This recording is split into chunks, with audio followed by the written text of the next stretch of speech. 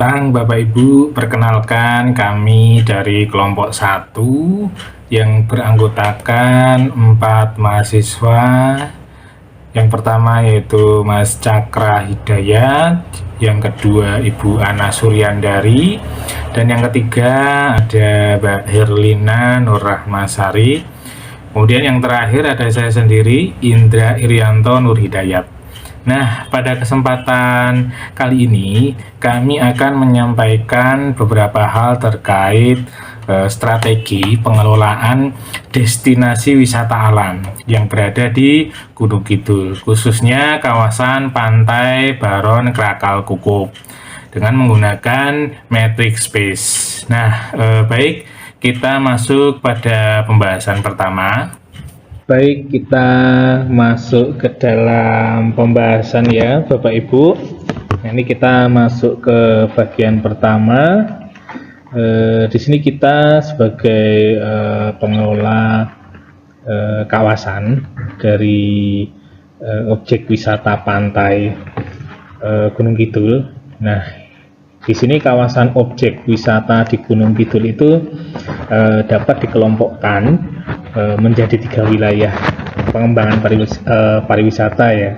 Jadi antara lain dari wilayah pengembangan itu ada 3, itu dari urutannya dari utara, yaitu ada beberapa objek wisata hutan, alam pegunungan, kemudian yang di bagian tengah itu dimanfaatkan untuk agrowisata pertanian. Dan yang paling hype, nah ini adalah yang bagian pengembangan selatan. Nah ini potensinya adalah pada bagian wisata pantai, gua, pegunungan khas dan sejarah, begitu ya. Nah dari berbagai tempat tujuan wisata tersebut, nah yang paling terkenal di bidang kepariwisataan merupakan objek wisata pantai yang populer. Nah, di sini ada Pantai Baron Krakal Kukup. Nah, itu biasa disingkat BKK. Yang masing-masing pantai ini memiliki 3 karakteristik dan keunikan tersendiri yang didukung oleh berbagai atribut. Begitu. Nah, kita lanjut. Nah, pada bagian selanjutnya di sini ada bagian terkait pengelolaan kawasan objek pariwisata. Yang pertama ini ada objek pariwisatanya itu sendiri, kemudian ada skema pariwisata, kemudian yang ketiga yang nanti kita akan bahas terkait strategik, yaitu terkait metric space, begitu. Ini kita masuk ke pembahasan pertama, objek pariwisata.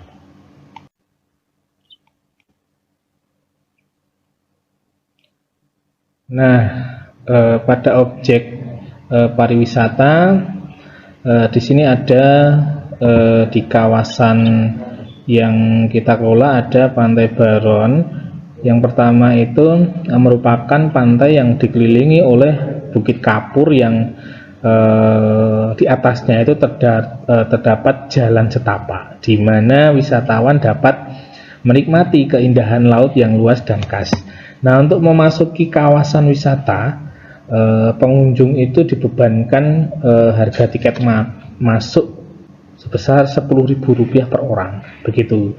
Namun, apabila pengunjung itu berdua, nah itu hanya dibebankan sebesar Rp19.000 per orang, per 2 orang, begitu ya. Nah, kemudian untuk retribusi parkirnya di sana juga ada retribusi. Nah, sesuai Perda Pergub Gunung Kidul. Nah, untuk besarannya sepeda motor itu Rp2.000, untuk yang mobil sedan, nah itu Rp5.000. Kemudian untuk bisnya Rp10.000, begitu. Nah, untuk lanjutnya ada Pantai Krakal. Nah, ini bergeser ke sebelahnya, itu merupakan pantai terpanjang dibanding pantai yang lain yang di sekitarnya. Pantai ini terdapat pasir putih yang membentang dan cukup cocok untuk para wisatawan yang ingin menikmati udara laut sembari lari-lari kecil, jogging maupun berenang. Begitu ya. Untuk harga tiket masuk ini sudah satu paket ya di awal loket gitu ya, 10.000 per orang untuk pasir. Kok pasir, waduh. Nah, untuk tiket parkir sama ya seperti di Baron begitu.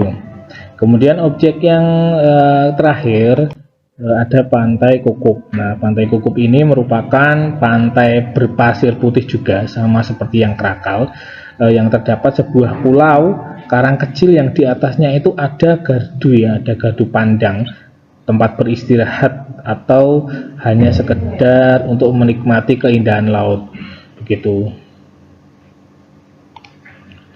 Nah, kita lanjut memasuki ke bagian kedua, yaitu ada skema pariwisata. Nah, dalam pariwisata itu ada skema 5A ya. Yang pertama itu ada atraksi, accommodation atau akomodasi, kemudian aksesibilitas ya. Yang keempat ada amenitas, yang terakhir ada aktivitas. Nah, untuk atraksi ini seperti yang kami perkenalkan tadi, itu ada beberapa objek wisatanya itu sendiri, itu bisa termasuk atraksi. Kemudian ada culture atau budaya lokal setempat, kemudian ada SDM, nah sumber daya pariwisata itu sendiri. Kemudian untuk akomodasi, nah untuk pariwisata itu kan harus ditunjang akomodasi di sekitar lokasi pariwisata. Nah, itu bisa berupa hotel, resort, lodgement, hostel atau homestay. Nah, untuk mengembangkan istilahnya keterlibatan masyarakat, yang cocok saat ini adalah pengelolaan homestay. Nah, homestay itu kita melibatkan peran serta masyarakat begitu. Kemudian masuk ke aksesibilitas. Aksesibilitas ini penting ya, bagaimana caranya atau jalan aksesnya untuk menuju ke lokasi wisata itu bagus atau tidak, strategis atau tidak. Nah, ini berkaitan dengan transportasi yang dapat menjangkau. Apakah big bus besar itu bisa menjangkau sampai area kawasan wisata atau tidak. Nah, kebetulan di Pantai Baron Krakal Kukup ini sudah terjangkau ya untuk aksesibilitas, dan jalan-jalan itu sudah mulai banyak yang diaspal seperti itu. Kemudian yang keempat ada amenitas. Nah, amenitas ini adalah fasilitas pendukung yang sangat membantu sekali untuk pengunjung begitu. Nah, ini amenitas di sini ada warung makan ya, atau kalau di kota-kota itu ada kafe, kemudian ada tempat penjualan souvenir, kemudian ada penukaran uang begitu, penukaran money changer seperti itu. Nah, kalau di Pantai Gunung Kidul untuk yang penjual atau warung itu cukup banyak, dan souvenir juga ada, namun untuk penukaran uang memang belum tersedia begitu. Nah, untuk aktivitas atau activity di pantai ya seperti pantai pada umumnya ya. Tadi seperti disampaikan di Pantai Krakal itu kan pantai terpanjang pasir putih. Nah, aktivitasnya di situ bisa untuk jogging atau berlari kecil sambil melihat deburan ombak. Kemudian di Pantai Baron yang airnya pas saat tenang itu bisa untuk berenang begitu. Nah, ini sekarang kita memasuki bagian yang ketiga, yang terakhir, terkait metric space ya. Ini adalah tahap kedua dalam pengambilan keputusan. Yang pertama itu adalah analisis ya, analisis eksternal dan internal. Nah, untuk space ini bisa ditentukan setelah kita membuat analisis tahap pertama begitu. Nah, kita sudah ada penilaian ya. Nah, ini ada angka-angka di sini. Kita tidak serta-merta menaruh angka, tetapi kita melihat atau memberikan angka berdasarkan pengamatan begitu. Nah, perlu diketahui bahwa analisis atau metrik space itu sendiri kerangka 4 kuadran yang mengindikasikan bahwa strategi dalam pengelolaan di kawasan pantai Baron Krakal Kukup itu masuk di strategi yang agresif, konservatif, defensif, atau kompetitif begitu. Nah, ini ada modelnya begitu. Nah, untuk penilaiannya ini kita ambil pada posisi keuangan atau FP, analisis internal, itu kita berikan angka terkecil 1, kemudian yang terbaik itu 7. Jadi peringkatnya 1 sampai 7. Begitu pula dengan analisis eksternal terkait posisi industri. Nah, untuk yang terburuk kita kasih poin 1, untuk yang terbaik kita kasih poin 7. Nah, untuk analisis internal yang posisi kompetitif ini, nah ini kita terbalik. Untuk yang min 1 itu adalah penilaian yang terbaik. Nah, untuk yang min 7 ini adalah penilaian yang terburuk. Begitu pula analisis eksternal terkait stabilitas posisi, sama. Jadi untuk yang minus 1 itu terbaik, yang minus 7 itu yang terburuk gitu. Nah, setelah itu kita jumlahkan rata-rata dari analisis tersebut begitu. Nah, itulah gambaran dari metric space ya. Nah, ini untuk per subnya nanti akan dijelaskan oleh rekan-rekan kami begitu. Nah, ini untuk penjelasan pertama, analisis internal posisi keuangan akan dijelaskan oleh Mas Cakra Hidayat. Untuk Mas Cakra dipersilahkan. Untuk matrix space-nya, saya akan menjelaskan tentang matrix space untuk kawasan objek wisata Gunung Kidul di kawasan pantai Baron, Krakal, dan Kukup. Untuk analisis keuangannya akan kami jelaskan. Yang untuk analisis keuangannya atau financial position FP akan saya jelaskan oleh Cakra Hidayat sendiri, di mana tingkat pengembalian investasinya pada peringkat 5, modal kerjanya pada peringkat 6, arus kasnya juga pada peringkat 6, serta kebijakan stakeholdernya pada peringkat 6. Peta rata-rata posisi pada financial positionnya berada posisi 5,75. Nah, untuk analisis internal position keuangan atau financial position tadi sudah saya jelaskan, dia rata-rata 5,75. Nah, kita lihat mulai dari proyeksi keuangannya. Untuk proyeksi keuangan, pendapatan sewa berada pada Rp 40 juta, pendapatan parkir 29 juta, pendapatan tiket masuk 120 juta, pendapatan bagi hasil 7 juta. Ini dalam per bulan, dalam juta per bulan. Nah, untuk keterangannya sendiri, jumlah tenan yang berada sekitar 30. Ini kami ambil sampel pada pantai Krakal.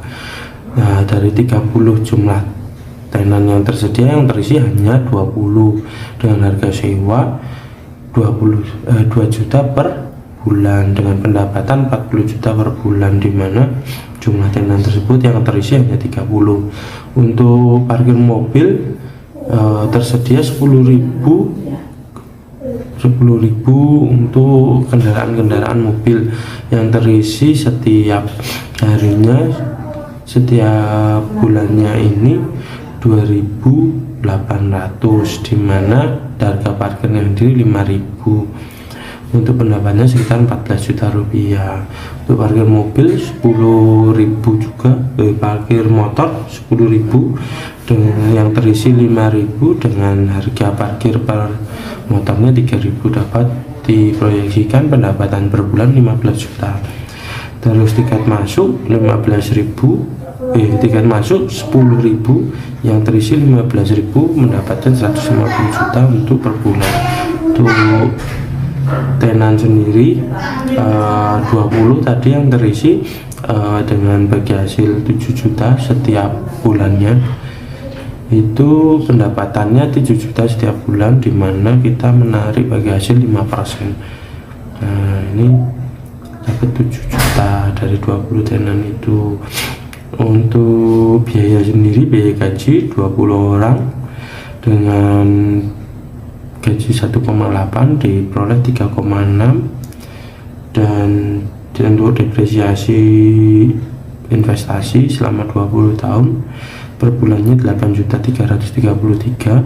Nah, kita dapat lihat untuk laba rugi yang ada di perusahaan tersebut di Pantai Krakal ya, ini untuk samplingnya itu pada bulan Januari total pendapatan 196 juta, dimana dengan biaya 99 juta. Untuk labanya bulan ini bulan Januari 96.786, itu dengan profit margin 49%. Untuk Februari laba 83.762.000 sekian. Untuk Maret 90.274.000 sekian. Untuk bulan April dikarenakan ada puasa di 2022 maka pendapatannya 64.226. Untuk bulan Mei pendapat labanya 83 juta sekian. Untuk Juni 103, untuk Juli 80, untuk Agustus 100, dan untuk September 92 juta. Ini profit marginnya terlihat 51% untuk Mei, Juni 49, Juli 51, Agustus 49, dan September 50. Laporan posisi keuangan sendiri dapat kita lihat modal dari 2M dengan laba ditahannya 96 juta sesuai dengan laba rugi yang tadi. Ini terlihat total asetnya naik dari bulan ke bulan, di mana kontribusinya terdapat pada laba rugi yang terjadi setiap bulan. Nah, kita dapat lihat setiap bulan ini mengalami kenaikan diakibatkan laba terus yang terjadi di pantai ini karena sesudah efek pemulihan dari pandemi, di mana banyak wisatawan yang datang ke pantai-pantai yang ada di Gunung Kidul. Untuk solusi penilaian space dapat kita lihat sebagai berikut. Rata-rata 4% pada bulan Maret sampai dengan September ini dapat kita lihat ini. Terus untuk nilainya 5, 6 dengan kebijakan pemerintah daerah, dan 6 ini dapat kita solusi penilaian space-nya seperti berikut. Nah, untuk analisis internal posisi dan kompetitif akan dilanjutkan oleh kawan saya. Baik, kita masuk pada analisis internal posisi kompetitif. Nah, pada analisis internal ini kami memberikan 5 indikator. Yang pertama yaitu loyalitas pengunjung, atraksi wisata, amenitas, aksesibilitas, dan fasilitas pendukung. Nah, pada indikator ini juga telah kami berikan peringkat yang sesuai dengan matrix space yang tadi kami jelaskan. Kenapa demikian? Karena pada loyalitas pengunjung itu memang merupakan hal yang sangat penting. Namun saat akhir-akhir ini memang pengunjung ini tidak ramai seperti biasanya. Nah, untuk atraksi jelas ya, pada Pantai Baron Krakal Kukup itu atraksinya memang pantai gitu yang cukup menarik, mungkin untuk pengunjung dari luar kota begitu, yang untuk healing, sekedar healing atau melepas penat begitu. Nah, untuk amenitas sendiri di Pantai Baron Krakal Kukup itu memang cukup lengkap ya. Di antaranya ada penjual makanan UMKM, kemudian cenderamata, dan makanan seafood. Nah, begitu ya.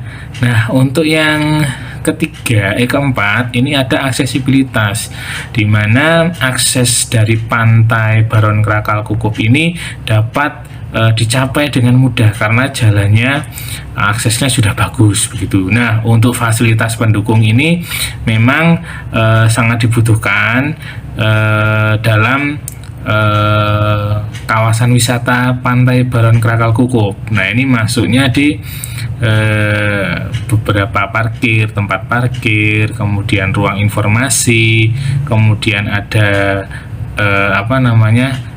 bencana, tim SAR. Nah, itu merupakan fasilitas pendukung dari pantai kawasan Baron Krakal Kukup. Nah, untuk rata-rata posisi kompetitif ini berada di posisi minus 2,2. Nah, nanti kita akan kalkulasikan dengan penelitian analisis yang lain. Nah, demikian analisis internal ya, posisi kompetitif. Nah, untuk selanjutnya akan disampaikan oleh rekan saya.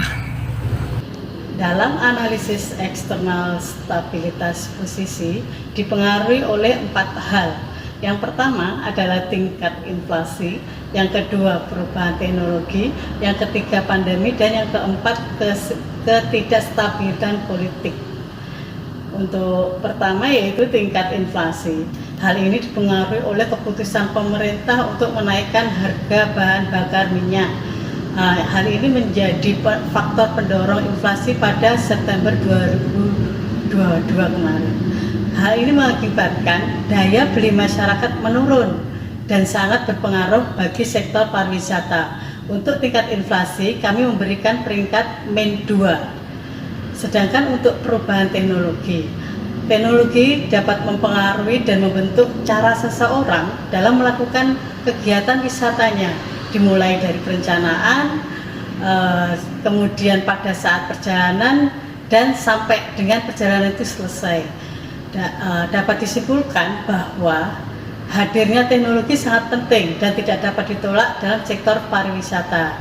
Untuk perubahan teknologi ini diberikan peringkat -6.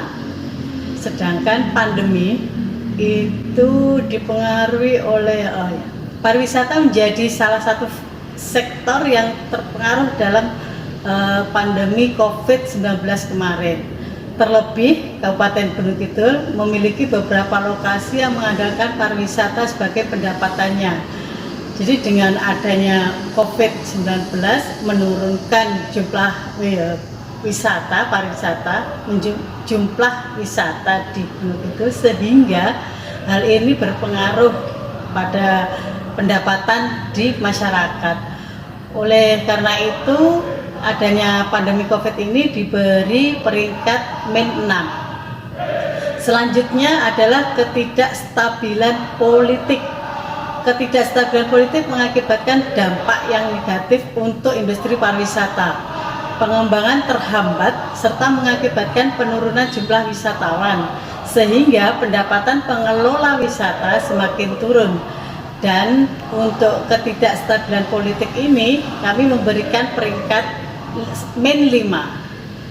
Kemudian yang poin keempat yaitu analisis eksternal yang di posisi industri IP.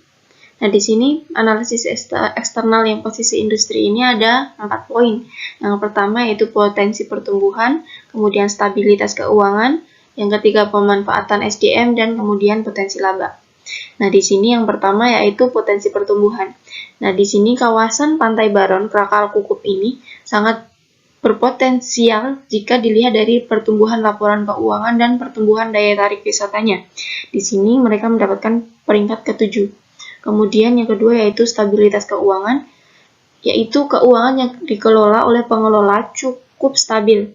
Hal tersebut kami ilustrasikan melalui perhitungan laporan keuangan berdasarkan pengantaran di lokasi, yaitu berdasarkan harga tiket dan biaya lainnya. Dan di sini dia mendapatkan peringkat ke-4. Kemudian yang nomor 3 yaitu pemanfaatan SDM. Keberadaan SDM sangat berperan penting dalam keberhasilan pengembangan pariwisata. SDM ini biasanya mencakup wisatawan, pelaku wisata atau biasa disebut kita turis, dan pengelola wisata destinasi pariwisata di Pantai Baron, Krakal, dan juga Kukup. Di sini mendapatkan peringkat ke-3. Kemudian potensi laba. Potensi laba destinasi wisata Pantai Baron, Kukup yang telah kami simulasikan berdasarkan data saat berkunjung bahwa kalkulasi perhitungan rata-rata laba per tahun yaitu di atas 50%. Nah, di sini dia mendapatkan peringkat ke-3. Kemudian rata-rata posisi industri secara keseluruhan dari analisis eksternal yaitu 4,25. Ya, untuk koordinat kesimpulan dapat terlihat bahwa bisnis yang terjadi di model strategic space yang berada di pantai tadi, Kukup, Krakal, ini pada koordinat agresif, berada di pojok kanan yang mengarah ke atas. Poin vektor dalam koordinat agresif hasil dari perhitungan skor dalam kuadran agresif dari matrix space. Hal itu berarti bahwa organisasi mengelola kawasan objek wisata tersebut berada dalam posisi yang baik. Ini tercermin dalam tadi laporan keuangannya berada di sisi positif, laba tiap bulan, dan menggunakan kekuatan internalnya untuk mengambil keuntungan dari kesempatan eksternal. Mengenai kelemahan internal dan menghindari ancaman eksternal, oleh karena itu penetrasi destinasi wisata, pengembangan atraksi wisata,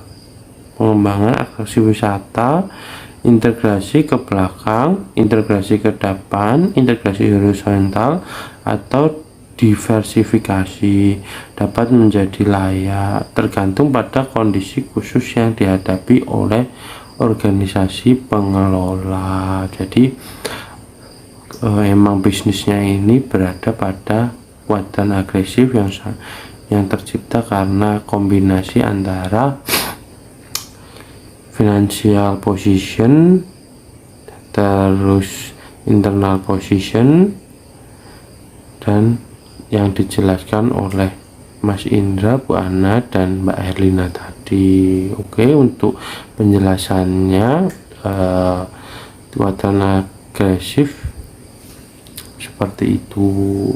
Terima kasih atas perhatiannya. Wassalamualaikum warahmatullahi wabarakatuh. Baik, demikian presentasi dari kelompok 1. Semoga apa yang kami sampaikan bermanfaat untuk Bapak Ibu semua. Sekian dari kami. Jangan lupa klik like, subscribe, dan komennya. Terima kasih. Bye.